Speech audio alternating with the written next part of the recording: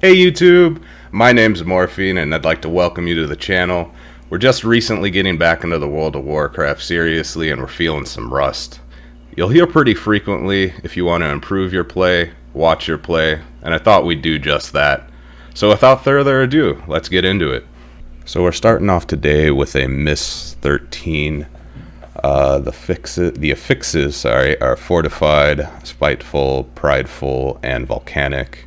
Now, obviously, you only have to worry about the first three there. The fourth is, basically don't stand in shit. We're used to that by now. That said, you'll still see me stand in several of them and fuck it up. And that's part of the reason we're doing this. We're gonna watch what we're doing to try and improve our personal gameplay because we are just getting back into the World of Warcraft, as I mentioned earlier. I probably haven't played the game seriously since WoD, but back then and leading up till then, we were kind of hot shit. Not to toot my own horn or anything. I'll probably post some logs from WoD the last time I played seriously, but they're pretty good if I do say so myself. So neat little trick here. We're seeing that, honestly, I didn't even know about this before we did the run here. So if you use the shortcut and you clear that pack, you can use the Warlock portal to zone through that little gap there. And it's a lot better. It's a lot better than pulling that pack and dying like I see. Well, unfortunately, I've been pugging a lot, and 9 times out of 10, my group will wipe on not this pull, but the next pull. They always try and skip it by like CCing the one guy, you know what I'm talking about, and inevitably somebody pulls it anyways, and it always results in a wipe. So this little trick here with the Warlock portal, excellent little trick. I'm glad I know it now. To get back to what we were saying, we played the game for a long time. I basically no-lifed it through college and high school. I was a part of a lot of good guilds back in the day. Team Ice, for a brief moment there, I almost joined Blood Legion, and let me tell you, I regret this decision. Pretty frequently. I kind of wish I had taken that opportunity to see where that went. Past that, I played with Death and Taxes. Unfortunately, not in the WoW guild. We were in WildStar at that point, and that game was an unfortunate tragedy, as I'm sure you all know. Excuse me. And then basically past that, there's a couple other guilds, but the big one that I would mention is probably Defenestrate, and that's probably where I'll post those logs from. But we spent a long time there, and then unfortunately, couple factors, mainly the real world, alongside a bad ban from World of Warcraft. Not gonna lie, I have been banned. Resulted in me taking a decent break from the game. But now life's settled down a little bit more. I got a little bit more free time, and I've decided I want to dedicate that time to getting back to where it used to be, with maybe not so stringent of a schedule. Maybe we won't do the 5 days a week like we might have maybe done back in the day. But it is what it is. So one thing you'll notice in this run is that I'm running the Writhe and Agony, so the Seeds build for Affliction Warlock. I will say if you were trying to argue that was not the best build for this run, I don't know if I could argue with that either. I will say since recording this, I have been using the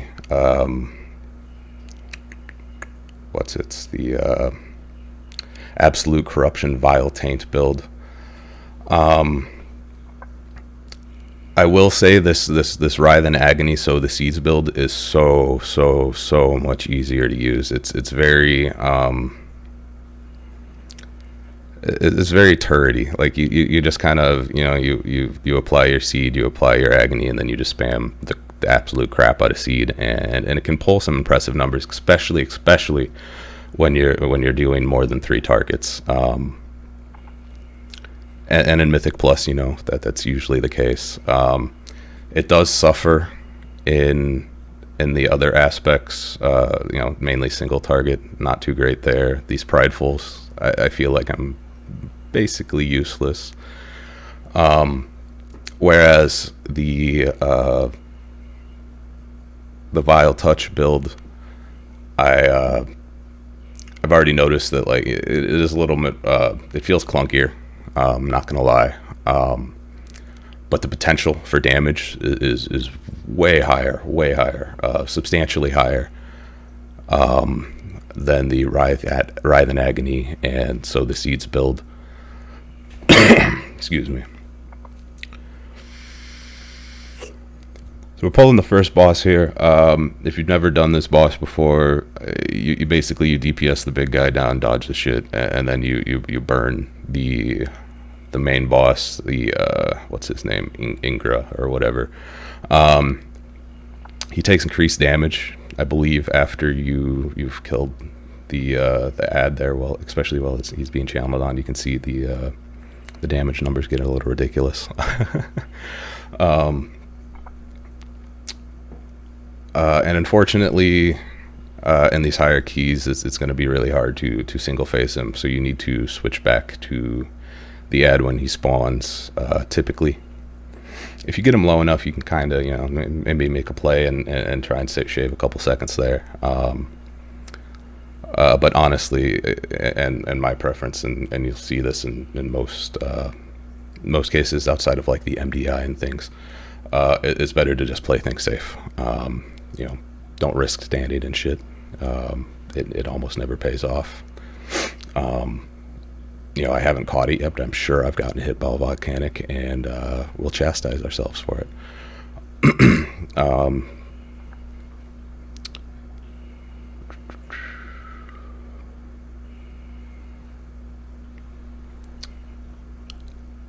Alright, so first boss down.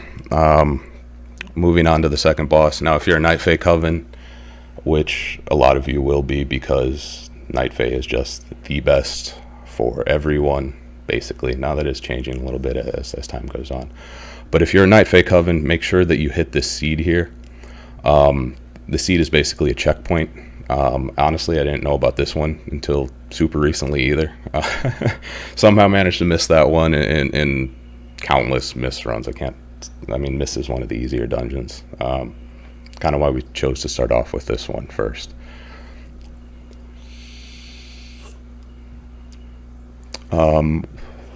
So we're advancing through the puzzle here, and again, if you've never done the puzzle before, basically you light up the pedestals. There can be a varying number of pedestals, it's usually 3 or 4. But basically you light them all up, you see which one's the odd man out, and then that's the way you go to advance through the puzzle. It's kind of really annoying, to be honest. I'm not going to say it's hard to figure out which one's the odd man out. There's a couple factors. It's basically the circle around it. Is it filled in, and what is the shape? But it's still kind of annoying in these keys where everything's so time based, and you have to take your time out and figure out which one's which and go through the door. I guess mostly what I'm saying is I'm surprised.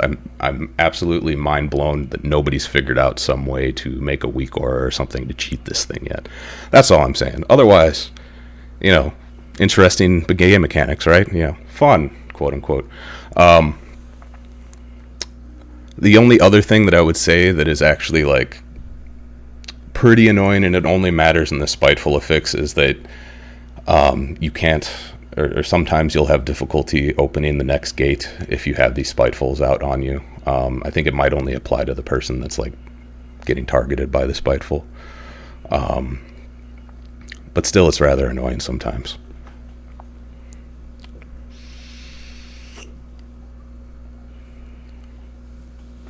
You can see here we're letting agony stacks drop off, and honestly, this is horrible, and this is one of the reasons we were watching this back. The agony is incredibly important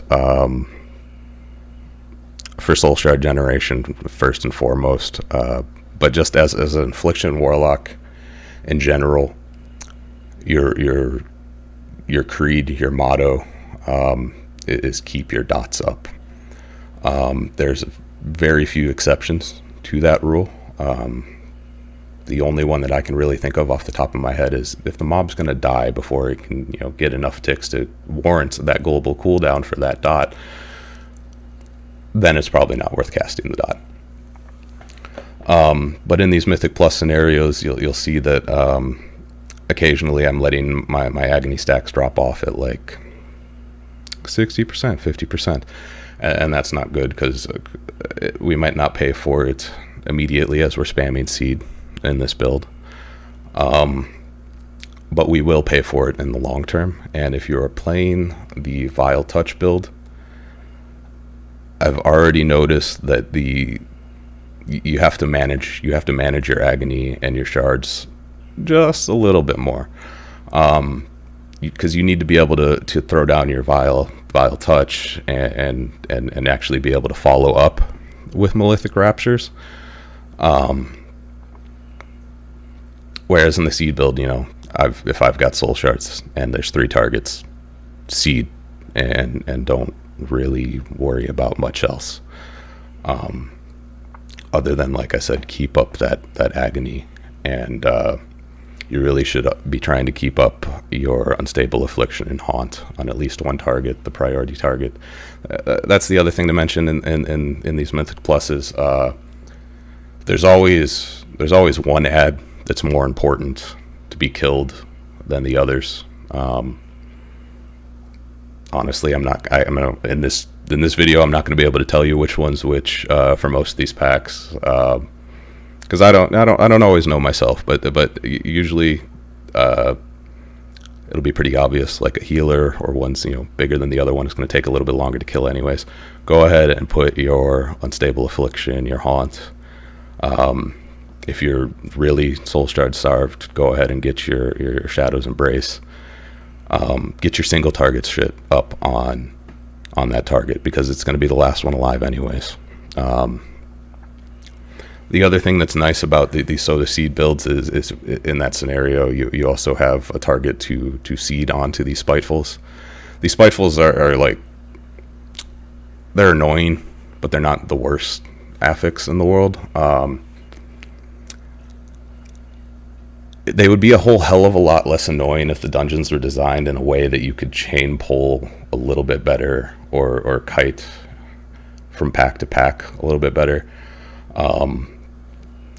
In some of these dungeons, not so much this one. I mean, outside of a couple places. We'll probably watch it happen here in a little bit. You can't kind of back yourself into a corner and get absolutely wrecked by a Spiteful. Sanguine Depths. We were doing Sanguine Depths the other day with these Spitefuls, and that was one where I felt like there was a couple places where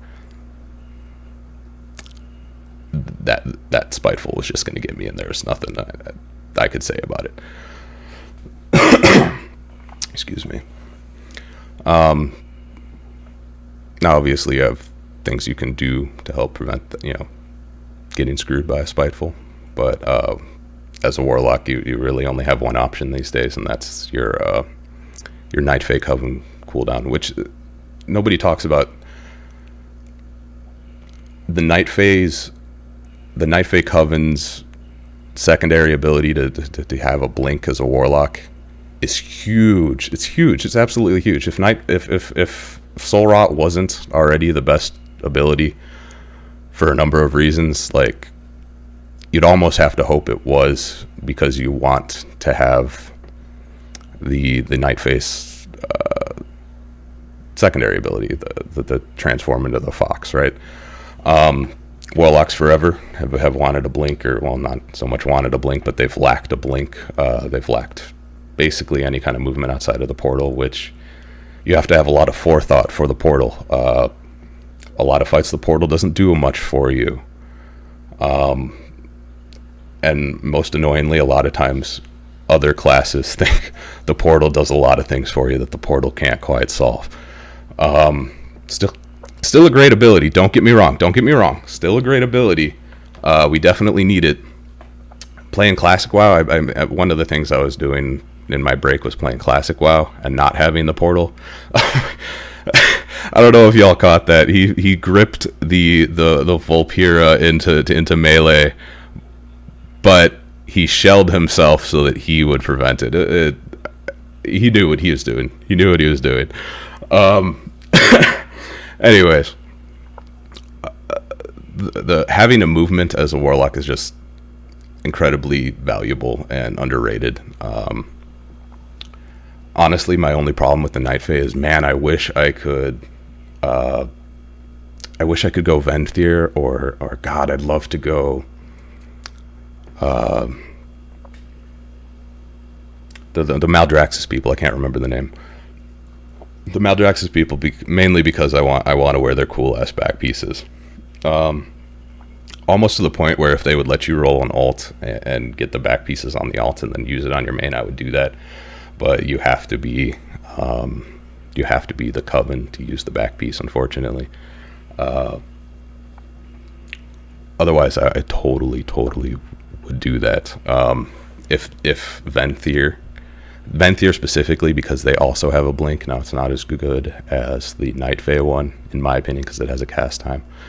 But Venthyr in particular, if they ever got competitive with Night Fae, I would have no problem switching over.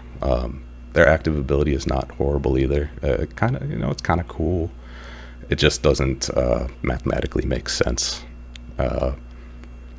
Which, if you don't care about that, kudos to you. Unfortunately, me as a person, I struggle with, well, if that's mathematically better,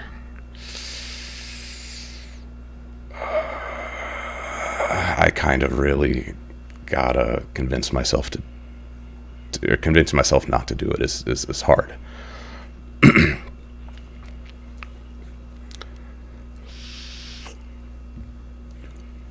So we're approaching the last boss now.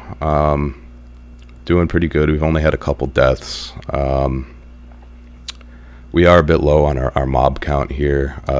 You'll see our tank in a minute. He's going to pull some extra packs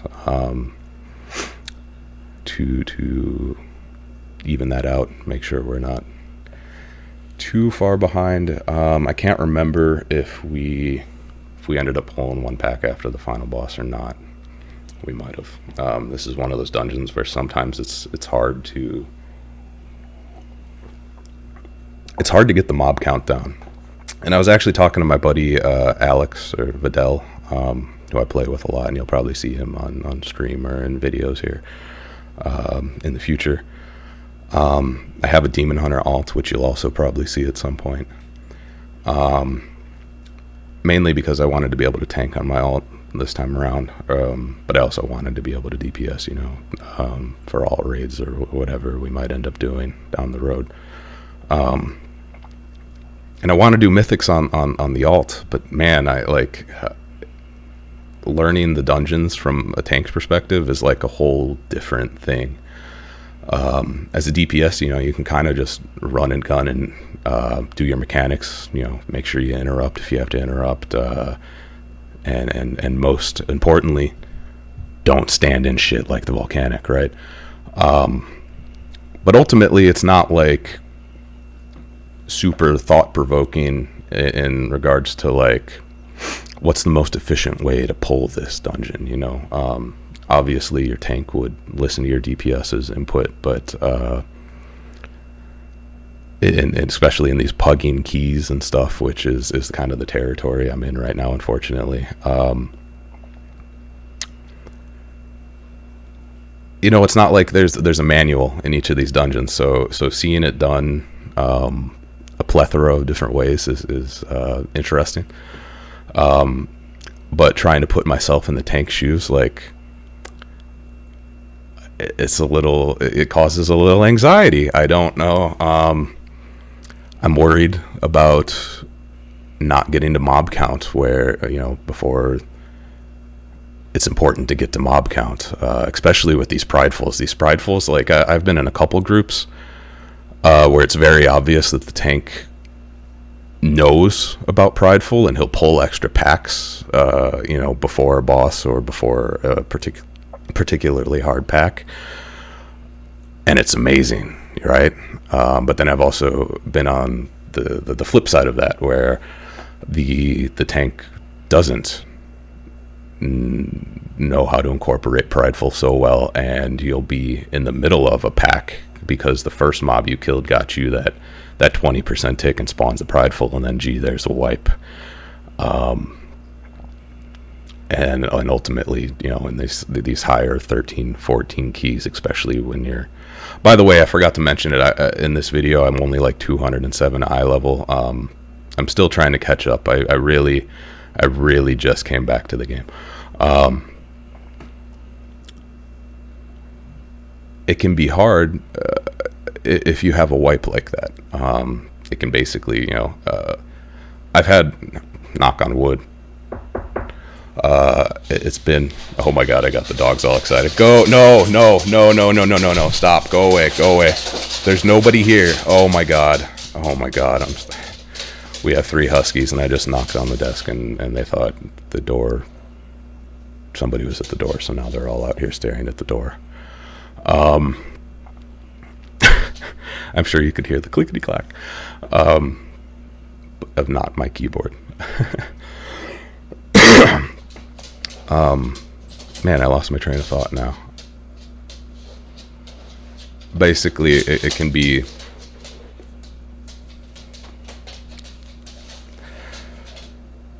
It can make a big difference in your run, the success of your run, how well your tank knows the dungeon and can account for the affixes.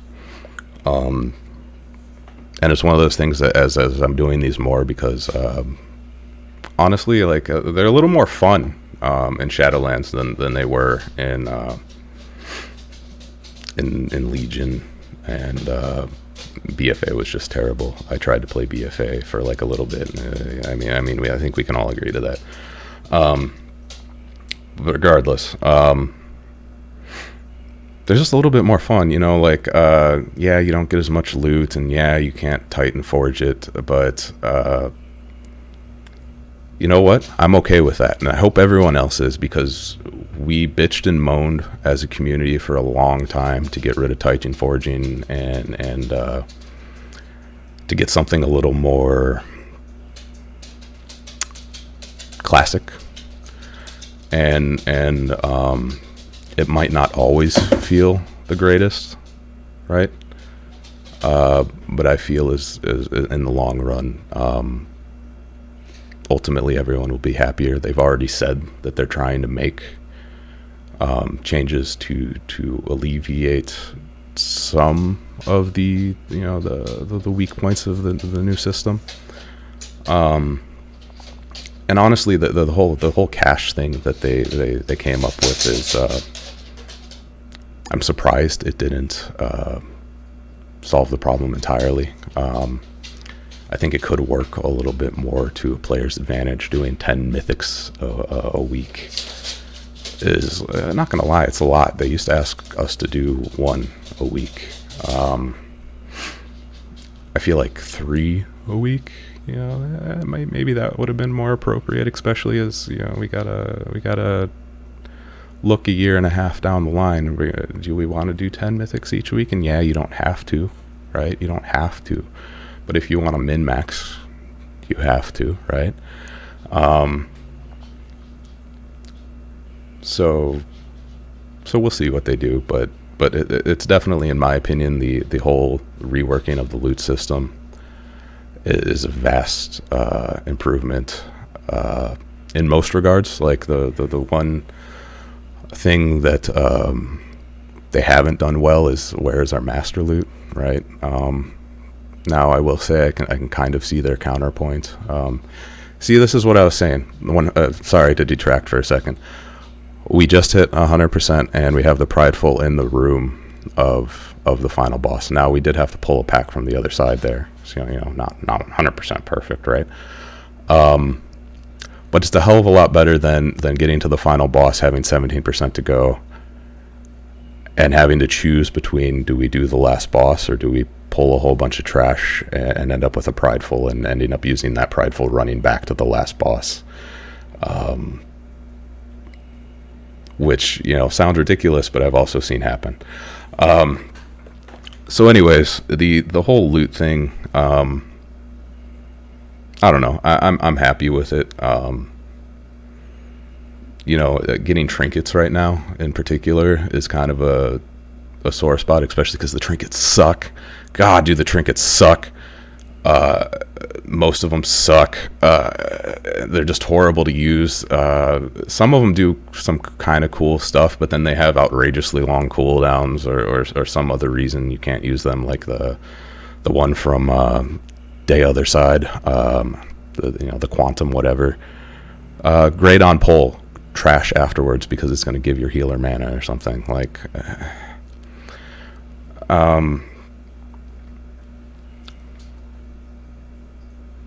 but yeah, so if they're adding badges or something and anything of that regard, there's no way that this would be something that the community would have a problem with. I just hope that people don't complain so much about the system that they get it in their heads that, like, fuck it, let's revert it to the old Titan forging system. I wouldn't put it past them. So anyways, that's basically the run there. This one was pretty smooth. Didn't have too many oopses. I'm sure we'll do some ones in the future where we just absolutely screw the pooch. And what did we get for reward? 35 anima. For the love of God, can we get anima to scale with, in any regard, trying to get the anima to upgrade, that's a whole nother thing for a different video or something, but anima needs to be looked at as well. But anyways, so that's it for the Mythic. Obviously, we could have done things better. We also could have done things worse. Pretty soon we're going to be pulling into like the 15 pluses, and we'll probably only do 15 pluses from then on, or at least that you guys will see. But anyways, don't forget to like and subscribe. If you have any questions, comments, or concerns, please leave them down below. And check me out on Twitch if you are feeling like it.